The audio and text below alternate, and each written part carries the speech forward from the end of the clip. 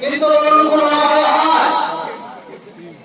এখন তো মার্কেটে গরুর দাম অনেক কমে গেছে, তাই যে গরুর দাম অনেক চলে এখন অনেক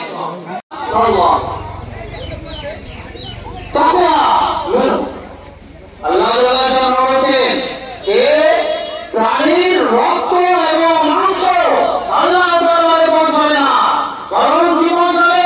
তোমাদের পরহেজগারিতা, তোমাদের তাকওয়া, তোমাদের ঈমানদারি।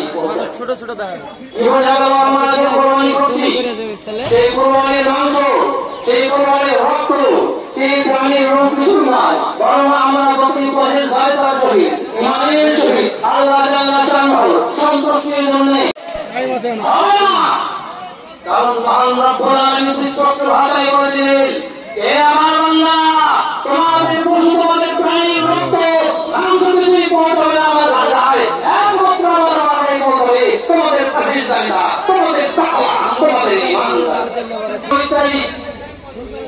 আমরা করে থাকি, আর এই কোরবানি আমরা প্রত্যেক বছর করি। যত ধনী মুসলমান রয়েছে তারা অবশ্যই করে, আর সাথে সাথে গরিব মুসলমান ভাইরাও করে থাকে, তাই না? দেখা গেছে কোরবানি আল্লাহ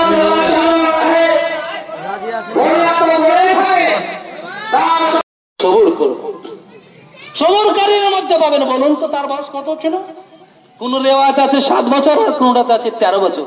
তো 13 বছরের ছেলে আপনার ছেলেকে এখন লাঠি লাই, এখানে শোন, হাত পাত, তো বলেন তো হাত পাতবে না বলবে যে কি আব্বা কিসের লাগে মারবেন? বলেন আগে বলেন।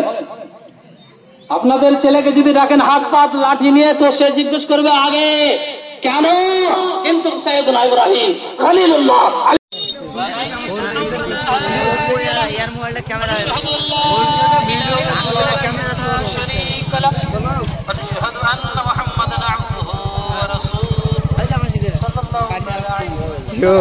ভালো ভালো আছি।